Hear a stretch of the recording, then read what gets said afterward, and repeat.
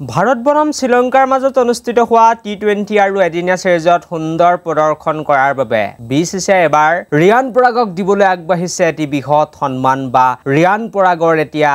আৰু অলপ কপাল ফুলিবলৈ গৈ আছে বুলি ক'ব লাগিব গতিকে সবিশেষ এই ভিডিঅ'টোত আপোনালোকক জনাবলৈ আহিছো কি ৰিয়ান পৰাগে এতিয়া সন্মান লাভ কৰিবলৈ গৈ আছে বিচিচিআইৰ ফালৰ পৰা কেনেকৈ তেখেত উপকৃত হ'ব লাভৱান হ'ব সেই বিষয়ে আপোনালোকক সুন্দৰভাৱে বুজাই দিবলৈ চেষ্টা কৰিম কিন্তু তাৰ আগতে ভিডিঅ'টো এটা লাইক লগতে চেনেলটো এনেকুৱা ধৰণৰ সুন্দৰ খবৰৰ বাবে এতিয়া সাবস্ক্ৰাইব কৰি ল'বলৈ নাপাহৰিব আৰু সকলোকে মই জনাই দিব বিচাৰিছো যে ভাৰত বনাম শ্ৰীলংকাৰ মাজত যি তিনিখনকৈ টি20 প্ৰথমতে খেলিলে তাৰ পাছতে তিনিখনকৈ ওৱান ডে মেচ আমাৰ ইণ্ডিয়া টিমে খেলিলে শ্ৰীলংকাৰ লগত কিন্তু যদিও ওৱান ডে সিৰিজত আমাৰ ভাৰতীয় দলে ভাল প্ৰদৰ্শন নকৰিলে কিন্তু টি20 সিৰিজত ভাল প্ৰদৰ্শন কৰিছিল আমাৰ ইণ্ডিয়া টিমৰ প্ৰত্যেকগৰাকী খেলুৱৈ আৰু বিশেষকৈ ৰিয়ান পৰাগে দুইটাতে উজলি উঠিবলৈ সক্ষম হৈছিল বুলি ক'ব লাগিব সিৰিজত সুন্দৰভাৱে বলিং কৰিছিল সুন্দৰ ফিল্ডিং কৰিছিল মাজে সময়ে অলপ ভাল বেটিংও কৰা দেখা গৈছিল টি20 সিৰিজত গতিকে এতিয়া বিচিচিআই ৰিয়ান পৰাগক আগবাঢ়িছে এটি বৃহৎ সন্মান দিবলৈ আৰু সকলোকে মই জনাই দিব বিচাৰিছো যে বিচিচিআইৰ যি বাৰ্ষিক চেন্ট্ৰেল কন্ট্ৰাক্ট থাকে সেই কন্ট্ৰাক্টত এতিয়া নাম অন্তৰ্ভুক্ত হ'বলৈ গৈ আছে ৰিয়ান পৰাগৰ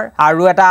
বিচিচিআইৰ নিয়ম থাকে যে প্ৰত্যেক বছৰে যিসকল খেলুৱৈ ভাল পাৰফৰমেন্স কৰে তেওঁলোককটো এই বিচিচিআইৰ যি চেন্ট্ৰেল কন্ট্ৰাক্ট থাকে তাতটো অন্তৰ্ভুক্ত কৰেই মানে বছৰেকত তেওঁলোকক দৰমহা দিয়েই কিন্তু যিসকল প্লেয়াৰ নতুনকৈ ইণ্ডিয়া টিমলৈ আহে তেওঁলোকৰ বাবে এটা নিয়ম বান্ধি দিয়ে যে আপোনালোকে কমেও ইমানখন টি20 মেচ খেলিব লাগিব নহলে ইমানখন ওৱান ডে মেচ খেলিব লাগিব নহলে তিনিখন টেষ্ট মেচ খেলিব লাগিব নহলে আপোনালোকে দুখন টেষ্ট মেচ খেলিলে ভাল পাৰফৰমেন্স কৰিব লাগিব তেতিয়া একেবাৰে হেকৰ যেটো গ্ৰেড থাকে সেই গ্ৰেডটোত খেলুৱৈজনক অন্তৰ্ভুক্ত কৰা দেখা যায় আৰু বৰ্তমান সময়ত আপোনালোক সকলোকে মই জনাই দিব বিচাৰিছো যে ৰিয়ান পৰাগে লাভ কৰিবলৈ গৈ আছে এতিয়া বিচিচিআইৰ ফালৰ পৰা চেন্ট্ৰেল কন্ট্ৰাক্টৰ দৰমহা আৰু প্ৰায় 1 কোটি টকা তেখেতৰ দৰমহা হ'বলৈ গৈ আছে আৰু প্ৰথমতে সকলোৰে হিমানটোৱে হয় 50 লাখ 1 কোটি ইমানটোৰ পৰা আৰম্ভ হয় তাৰ পাছতে এখাপকৈ আগলৈ আগবাঢ়ি যায় কিন্তু এতিয়া আপোনালোকক জনাব বিচাৰিছো যে ভাৰত বনাম শ্ৰীলংকাৰ মাজত যি টি20 ওৱান ডে সিৰিজ হৈছিল তাত ৰিয়ানে প্ৰায় 4খন মেচ খেলিছিল 3খন টি20 আৰু এখন ওৱান ডে মেচ খেলিলে আৰু